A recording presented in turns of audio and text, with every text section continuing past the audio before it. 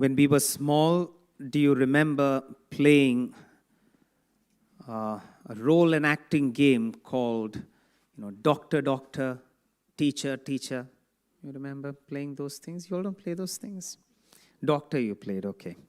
These kids won't know what that basically means. It was basically a role and acting thing. So with your siblings, you just acted like one's the teacher, one's the student, one's the doctor, one's the patient, and then you built up this whole game in your mind.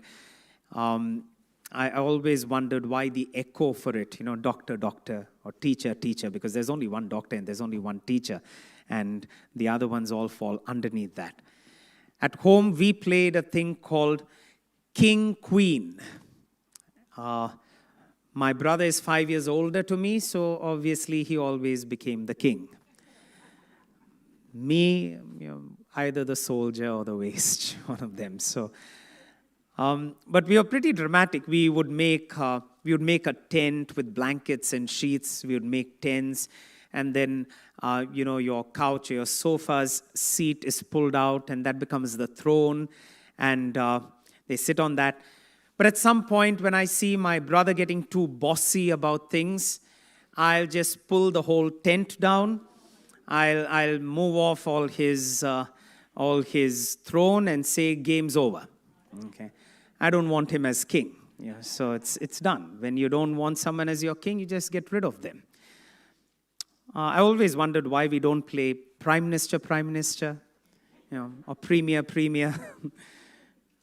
King, queen is fine. There's a difference between the monarchy and democracy.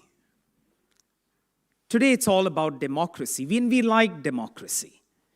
We like democracy because in monarchy you get stuck behind a supreme leader, one who has all authority just by himself or herself.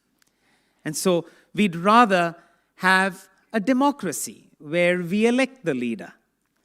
And if that leader doesn't sit well with us, we know we have our chance. The next time round the elections come, we get rid of them. Just as when I was sitting with my brother being king, it was possible for me to get rid of him. But in real monarchs, you don't get rid of them. They ascend the throne. You don't put them onto the throne. They ascend the throne.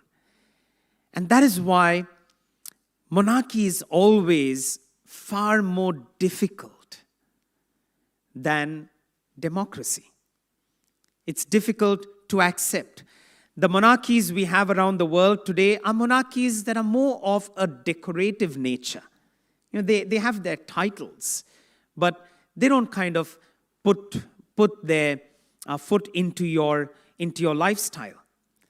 And so it's more of a decorative title rather than being something that's affecting us. But democracies do. And when we find that a leader is not someone we can accept, we don't mind getting rid of them. In the next elections, they're out. Today we celebrate the feast of Christ's kingship. The celebration of the feast of Christ's kingship is obviously in reference to the fact that he will come again.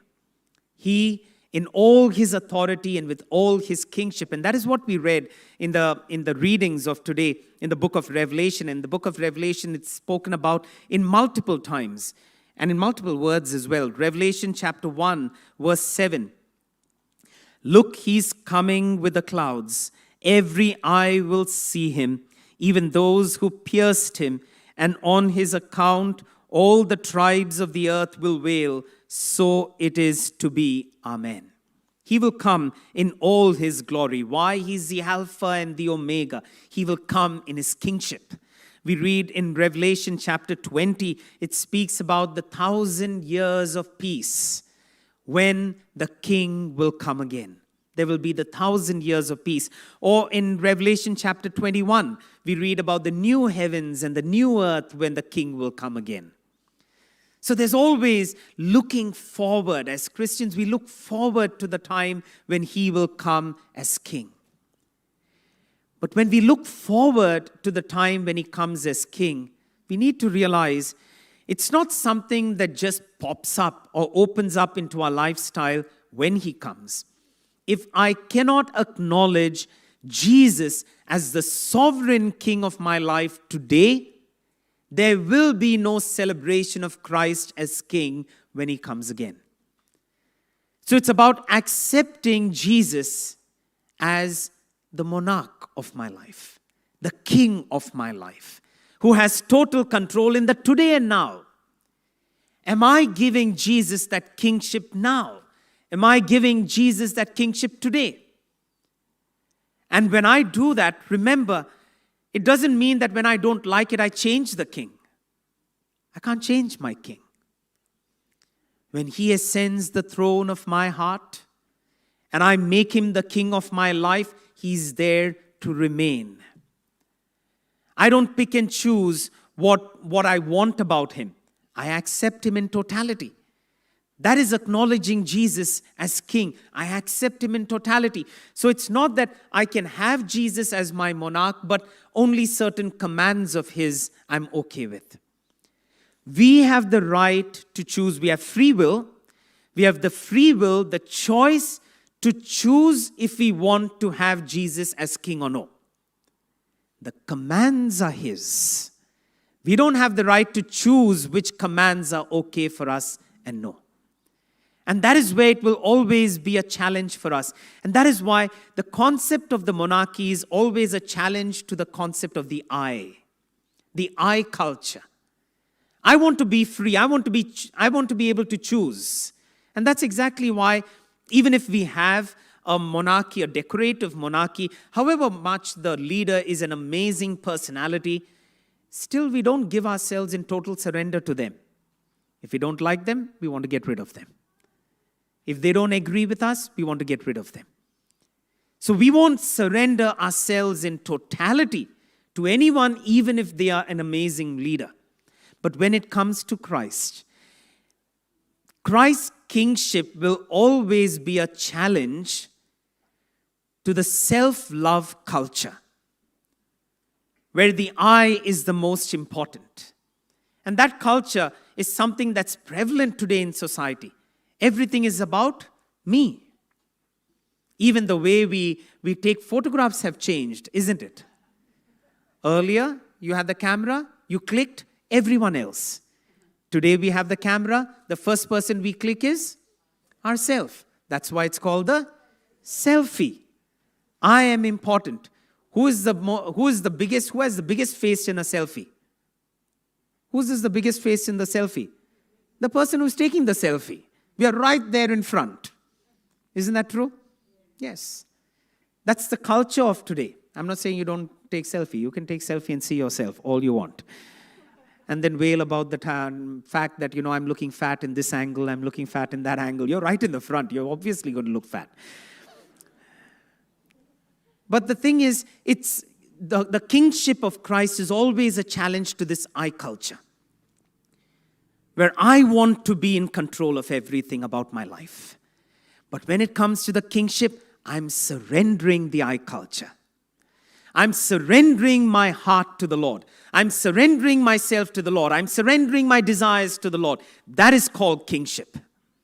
When I offer, and that is why St. Paul would say, in your hearts, sanctify Christ as Lord. Sanctify him, make him sacred as Lord.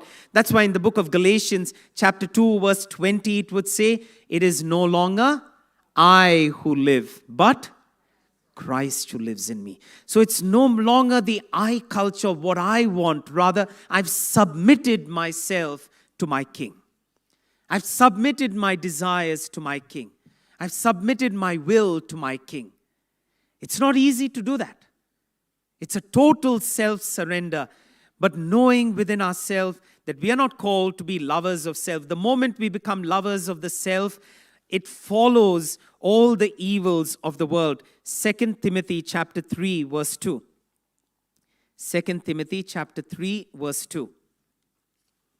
It says, for people will be, 2 Timothy chapter 3, verse 2. For people will be lovers of themselves. The moment we are lovers of ourselves, everything else will follow. Lovers of money, boasters, arrogant, abusive, disobedient to their parents, ungrateful, unholy, Continue. Inhuman, implacable, slanderers, profligates, brutes, haters of good. It actually goes on for some time. We'll stop at that. But when we are lovers of ourselves, and this is where the kingship of Christ is challenging the love for the self. So if today we celebrate this feast, and if we want to celebrate the feast when the Lord will come in all His glory, we have to submit ourselves to Christ the King, today and now. My will is being offered. Remember, He will not be like the kings of this world. He will not be like the monarchs of this world. He will be a God of justice and love. In Isaiah 25, verse 8 and 9, in the NRSV, it doesn't give the concept of the sovereign Lord, but in certain translations it says, then the sovereign Lord, Isaiah chapter 25, verse 8 and 9. 25, 8 and 9. Then the sovereign Lord will wipe away the tears from all faces and the disgrace of His people. He will take away from all the earth, for the Lord has spoken. The sovereign Lord. Can I give the desire of the sovereignty over myself unto Jesus and then tell the Lord, Lord, You be the sovereign Lord who reigns in me. That should be the words of every disciple. I surrender my sovereignty to the sovereign Lord so that He takes control over me. Let's close our eyes for a moment. Lord, if we are to celebrate this feast, it has to be done in totality. Lord, I cannot be a person who just picks and chooses what I want of You and Your sovereign rule over me. Rather, Lord, I humble myself and I surrender myself at the throne of Your grace, as the letter to the Ephesians tells us. And then I pray in all humility, Sovereign Lord, reign in me. Christ the King, reign in me. Amen.